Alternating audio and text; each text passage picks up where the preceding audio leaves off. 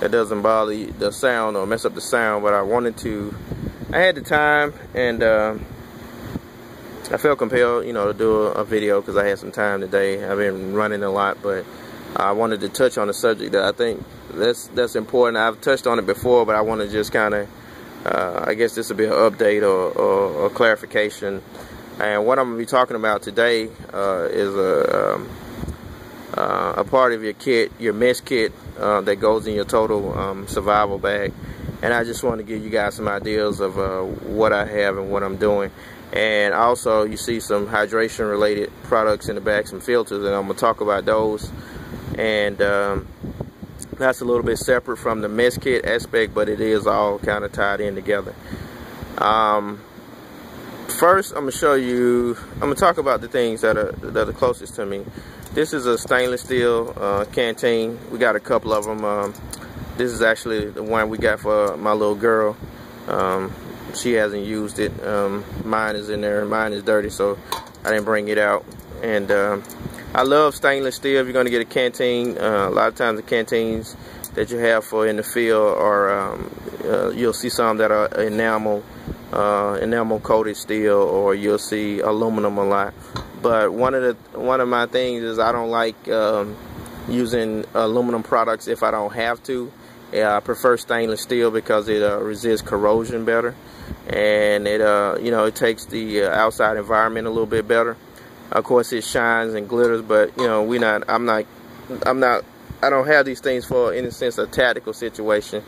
If I and if there's a emergency system breakdown, I don't foresee really going into an all-out tactical situation. If that happens, I can deal with that. But these are just the bright stainless steel doesn't it won't hinder me anyway if we got into a situation that requires something else.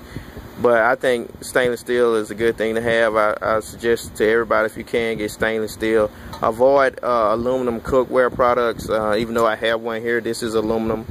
But I try to avoid them a little bit because you don't want aluminum leaching off into your food when you're cooking. And supposedly stainless steel don't do it that much. This is a plate we picked up from Academy a while back. We got a couple of them. I brought the ones out we hadn't used. We keep a couple of extra pieces, and I use them for demonstrations and stuff like that. But and I can always share them with somebody if things get bad. But here's just some little things you have. I don't really keep this in my kit, and I won't keep this in my kit, my personal kit. But I have it in the like the house kit. Like if we had to bail out of the house, we got we have a tub that we keep a lot of emergency products in. We have a tub that we keep emergency food in, dry goods, and we have a tub for other things that we may need. That as long as we got a vehicle or some type of transportation system, we can take that along. But this is something that I would probably, maybe, I don't know, I don't say I would abandon it, but it wouldn't be a high priority with me in an emergency if I had to discard things for according to a weight issue. But if you have, that's a good thing about having children and a network and a circle, because you can spread your load, your weight load, and the children and the younger people can carry non-essentials, things that are that are non-tactical and non-fighting gear. They can carry that kind of stuff.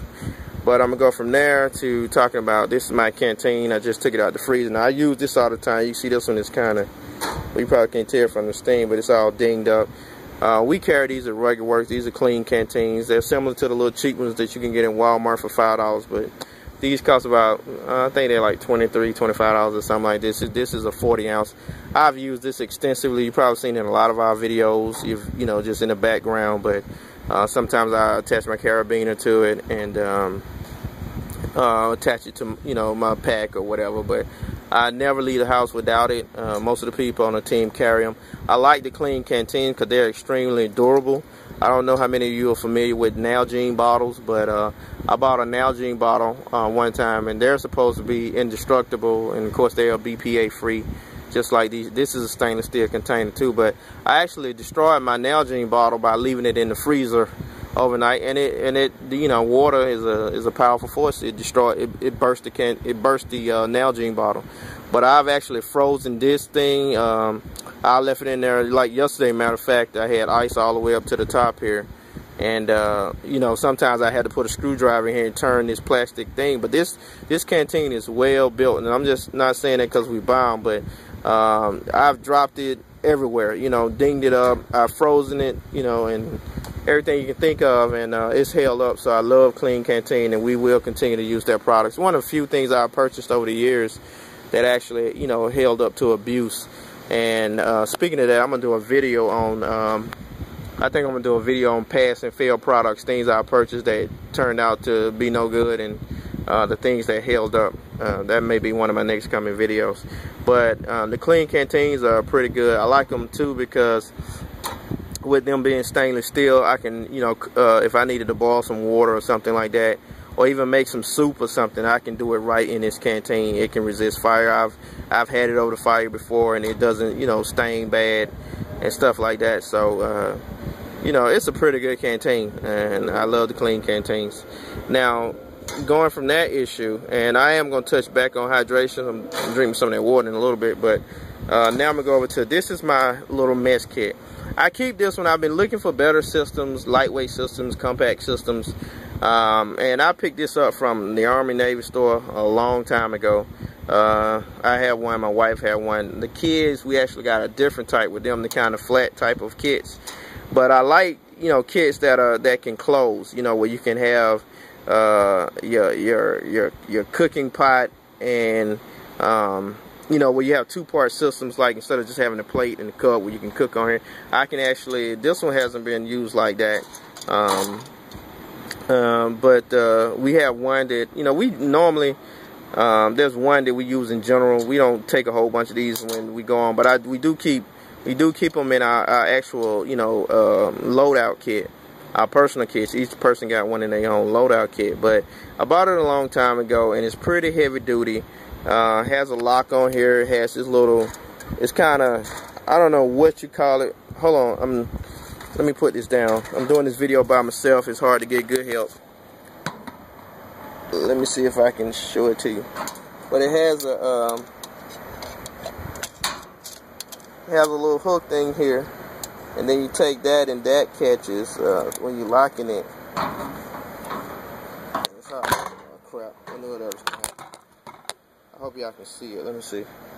Yeah, but basically this part here, when I've pushed this all the way down, it has a metal tension, and it'll lock it down like that. I'm not going to do that right now because I'm just trying to show you this how it works. But when you want to take it loose,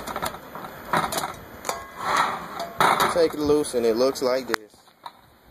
Uh-oh, sorry about that, y'all. Put my hand in the way. But you take it loose, and you got a two-piece cook system. You got this pot that you can, this portion that you can cook in, and it has a handle here.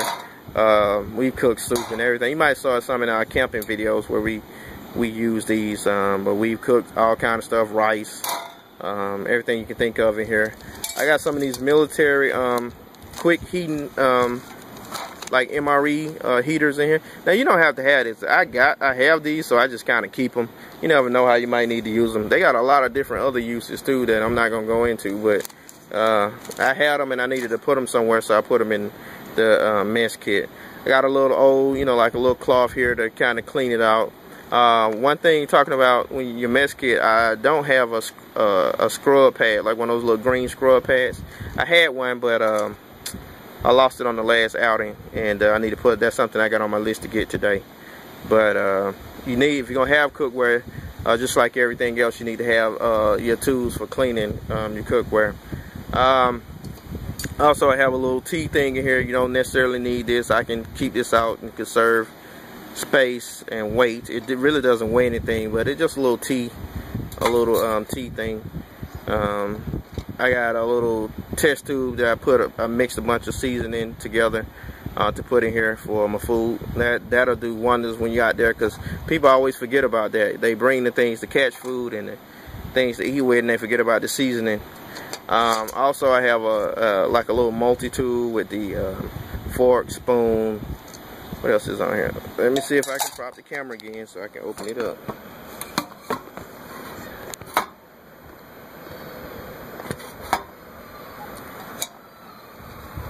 Y'all probably can hear my little girl in the background. She want to come out here, but it's too hot.